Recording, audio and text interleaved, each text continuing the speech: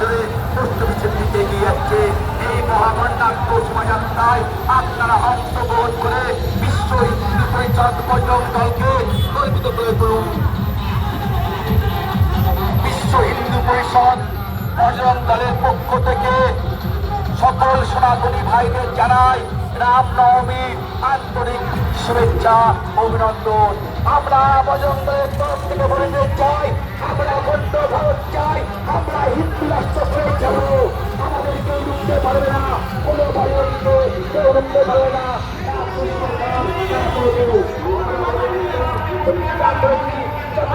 রাষ্ট্র না করতে পারো আমাদের